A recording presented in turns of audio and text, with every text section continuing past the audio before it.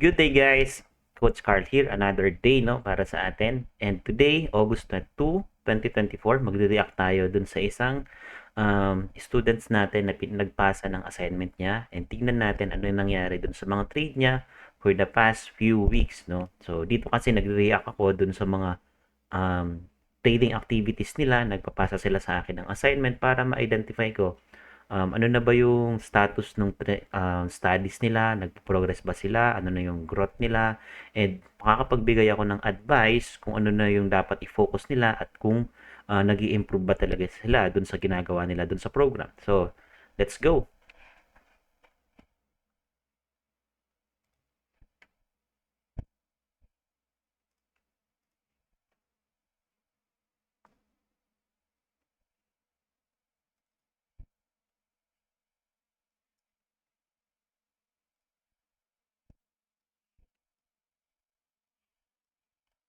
Okay, punta lang ako dito sa gilid. Okay.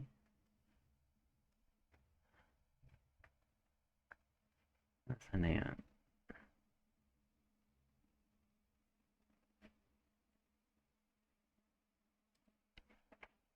Yan.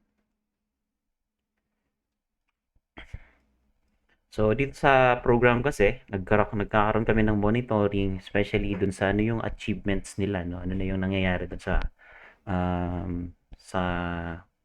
kanilang activity sa trading, no? So, ito kasi, so, sa session 4, okay, so may nagpasa na ng mga session 4. So, sabi dito ni Sir Eric, so isa sa apprentice natin sa program, um, learning CFX for pillars and applying to real-time trades demo or live was an exhilarating experience, no? Armed with proper risk management, renewed confidence, and basic understanding of CFX for pillars proves that trading could be profitable.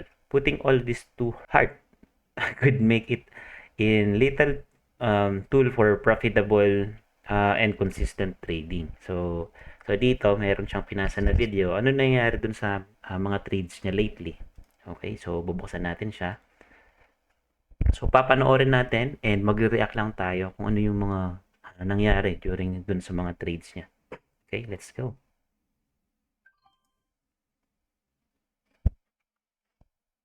Okay, wait lang.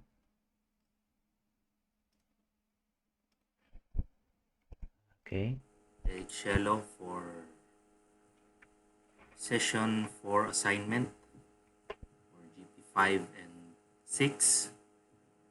So I'm gonna show one of my trades that where I applied GP5.1.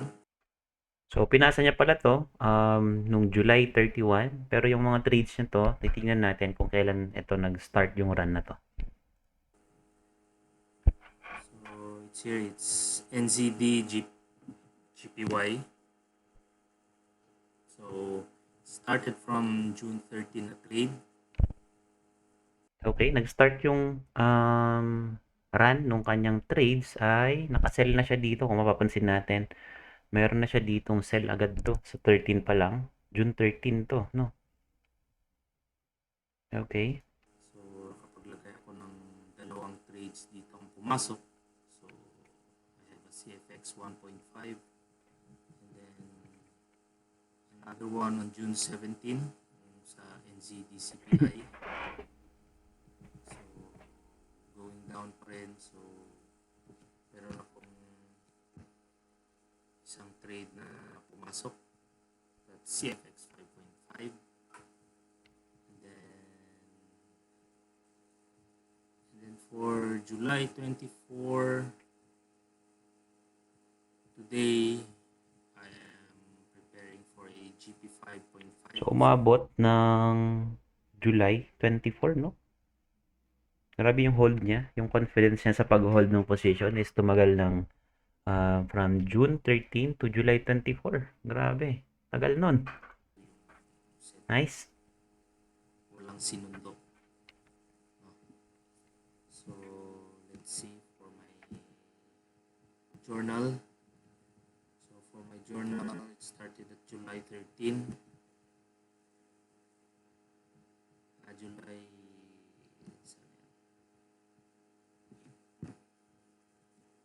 July 13. So ito yung trades. D1 scoring was ito. JPY at 4.9 while NZD is at 7.6. So there was a BOJ intervention na medyo lumakas yung trend na bearish. So generally NZD is at negative 7.5, JPY positive 4.5, so it's bullish. Buyers at 56%, sellers at 44%. So there's a selling pressure, and heat map during that time was 0.02% only. So at risk off, pero kitang-kita natin na malaki yung movement niya.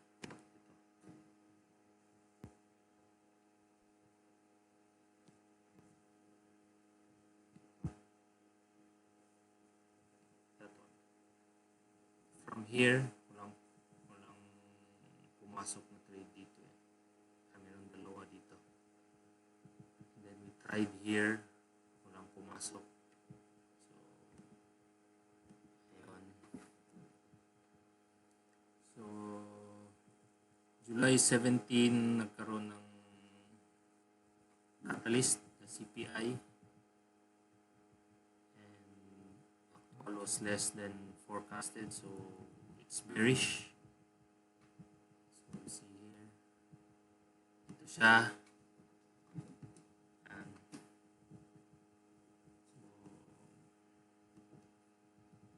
so actually a market review na. So, gamit niya dito ngayon ay yung trading journal ng CFX for pillars. No? GP 5.1. So for JPY, it was just this, itong araw lang na to, yung medium na news. This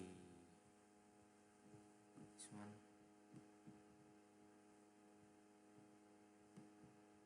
bank services and bank manufacturing PMI and bank services PMI. Numbers are above the forecast, so it's bullish. It's bullish for JPY. So for intermarket policy analysis, NZD at negative 7.2, dovish siya because they remained ang kanilang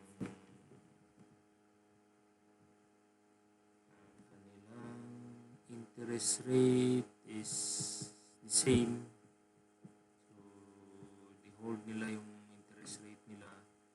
There was no hikes. So I think it's dovish. Then GDP on a contraction pa rin siya. GDP growth. So pababa. And then actually may slight siya na growth pero below siya sa inaasahan sa target nila. So I consider it as a contraction phase pa rin sila. Hindi pa sila nakakalabas doon. So inflation rate is going down. So it's at contraction phase. Unemployment is going up. So it's at contraction phase. So mahina yung kanilang slightly humihina yung kanilang economy. So bias is bearish. Then JPY hawkish kasi nag-increase sila lately ng kanilang interest rate. And then GDP is mababa yung GDP nila. So June June 13 pala, no? Hindi siya July 13, hindi June 13, no? Para sa clarification natin. Nakalagay dito July 13, no? They are still hawkish. Japan unemployment rate steady siya, so walang improvement. I think it's still on a contraction stage. So interest rate, inflation nila tumataas. So parang recovery ito sila, recovery. Inflation rate nila pala is tumataas, so nasa recovery sila. Hindi ko pa masabing growth kasi galing din sila sa ibaba. So generally JPY is hawkish, GDP at contraction, inflation is recovery, employment recovery. Kasi ang ano nila nito, ang employment rate tumaas. Even though ang kanilang unemployment is naging steady lang muna. So, I would say Japan is at biased na bullish. So, yung first natin na trade is kompleto tayo SND, imbalance, BOS, SNR, FIBO, check.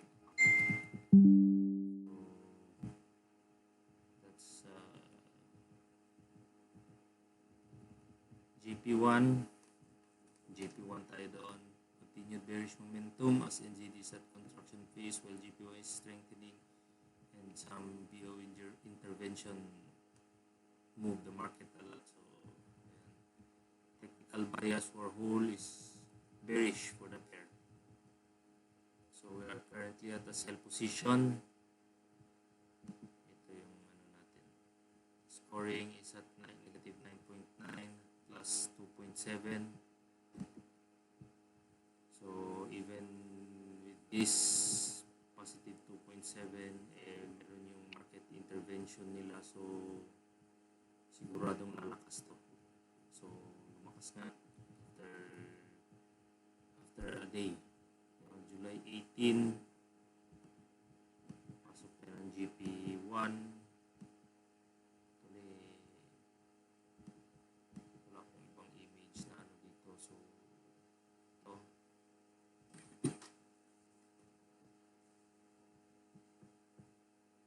Pasok yung isa. No? And then another one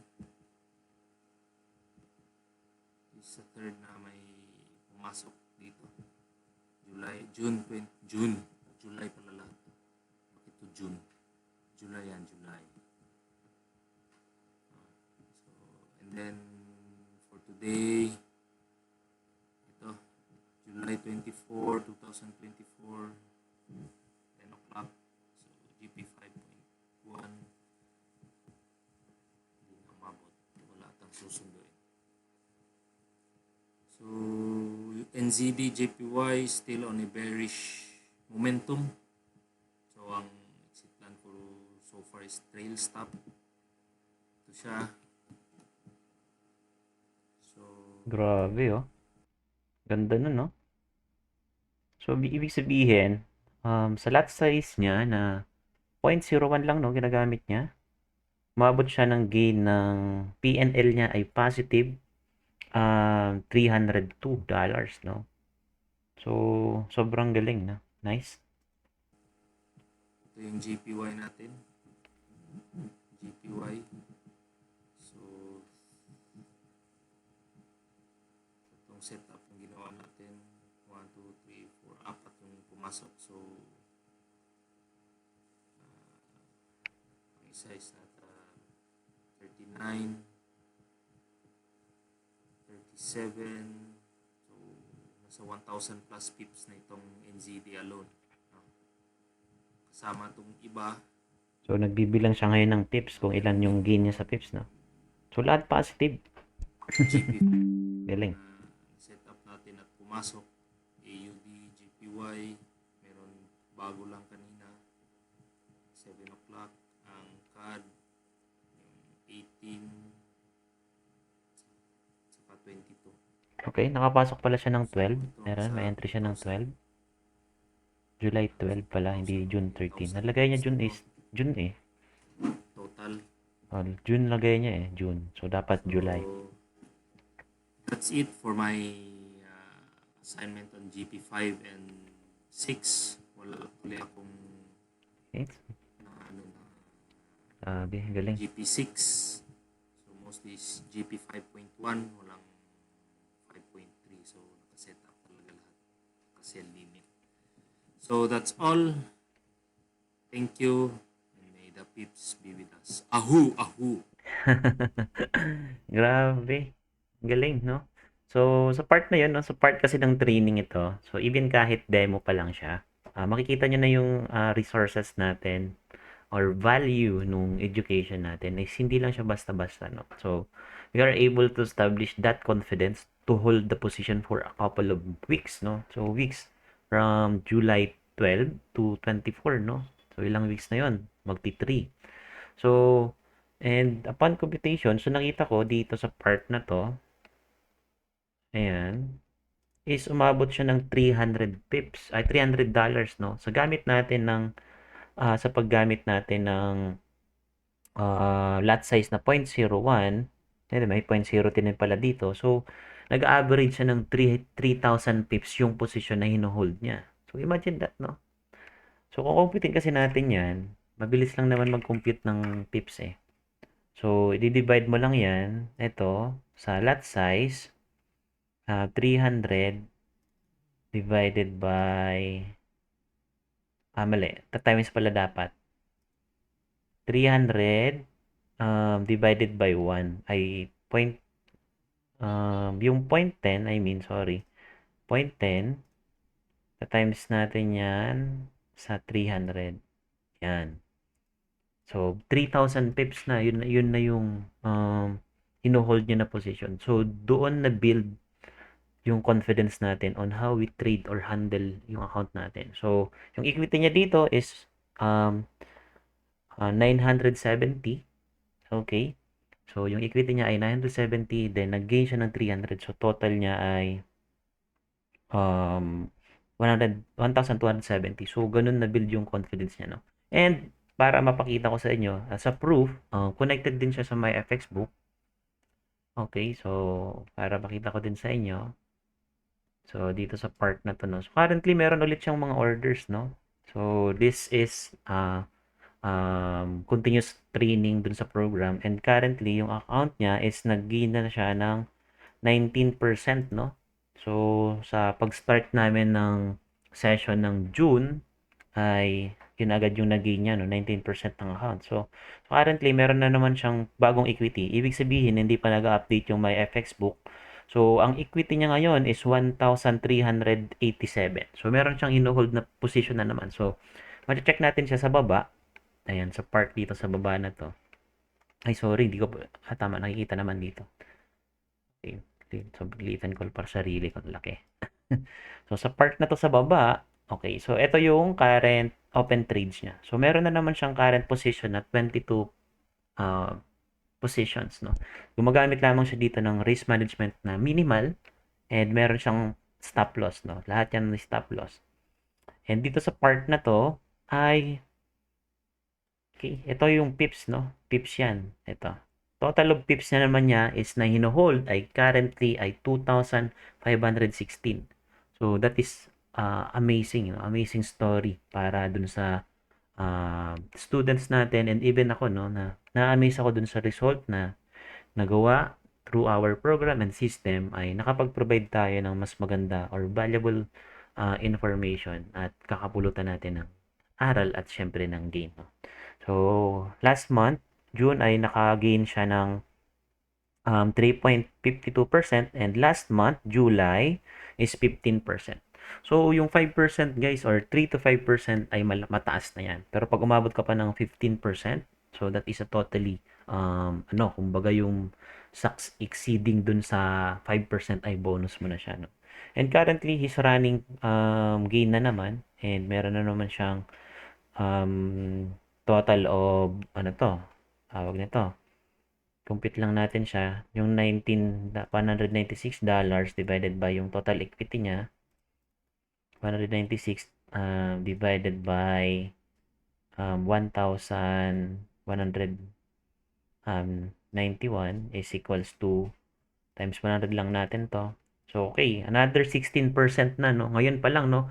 First week of August pa lang, 16% na agad yung gain ng account niya.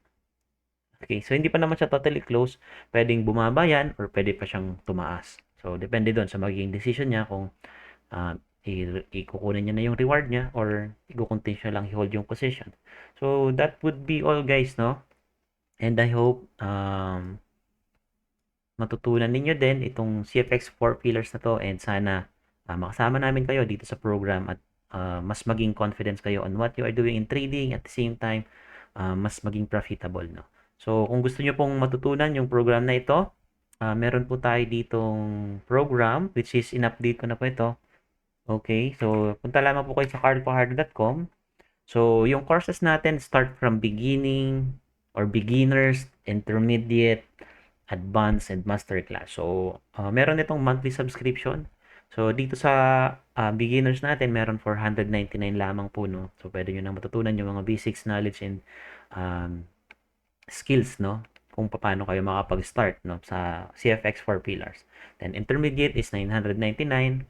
Then, advanced po is 1,499, no? And then, yung masterclass ay 2,499 monthly. So, nakadepende po sa inyo sa anong level po ninyo ng understanding sa ngayon, no? Okay.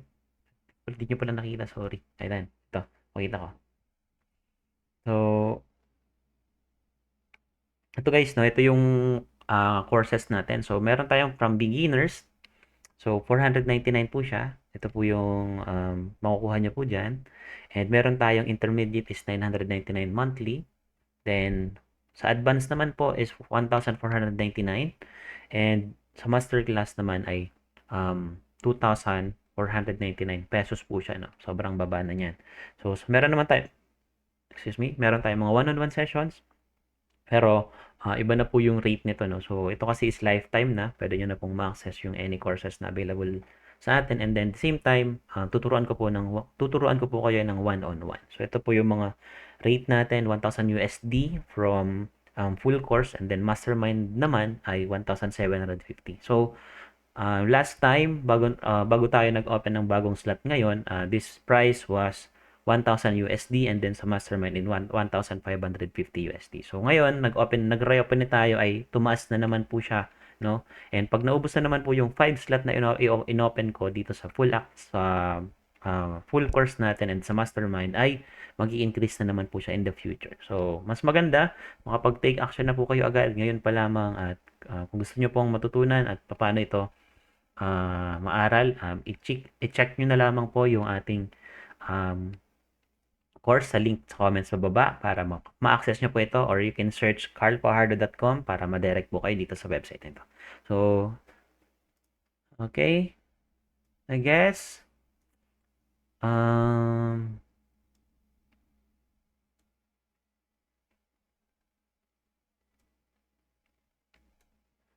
so, okay. I guess that would be all guys. Maraming salamat and marami pa akong mga i-react na mga videos ng mga apprentice natin and tignan natin yung mga next pa.